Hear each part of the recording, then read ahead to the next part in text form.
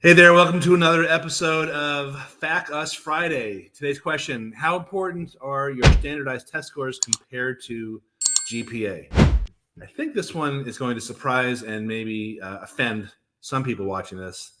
It's not my purpose to offend, but I just want to answer these questions that I get because I don't think you're getting the correct answers from your guidance counselor, from other college advisors, certainly other parents who may have their own agendas. So here's the deal with your SAT and your ACT, your standardized tests, and GPA. For the most part, college admissions officers would rather see your standardized test scores than not. Why? Because they tend to be more accurate predictors of the academic potential of a particular student in college.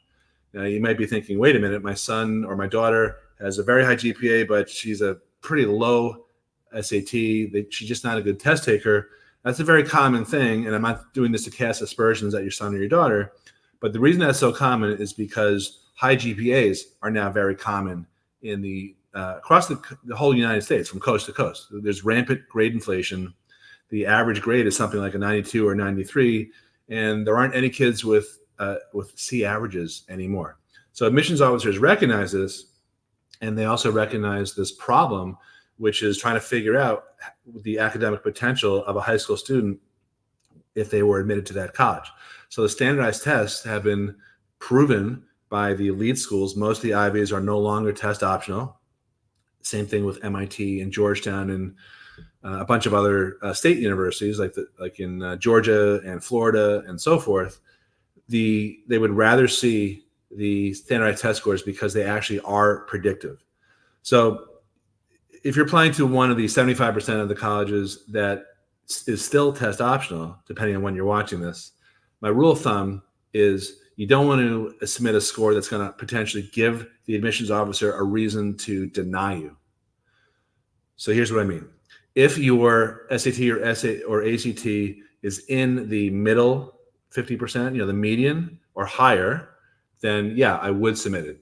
But if it's less than that, I would not submit it, particularly if your GPA is above the median and your rigor, this is something that doesn't get talked about too much. So that basically means the gross number of AP classes or IB, if you go to an IB high school, International Baccalaureate courses that the student has taken. If those are very high and the GPA is also very high relative to your son or daughter's competition, but your SAT or your ACT is below that median, even if it's in the top 25%, I personally, as of today, I would not submit your score because, again, that's a reason for denial, and you just don't want to do that.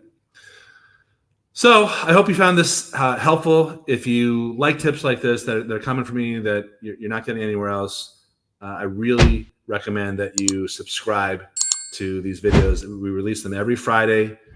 FAFSA Friday. Subscribe on whatever platform you are watching us on. And if you have any questions or that you want me to answer in the future, put them in right here below the video and we will review it. And if it's a question that will pertain to a large amount of people, I'm pretty sure I'll be answering it for you.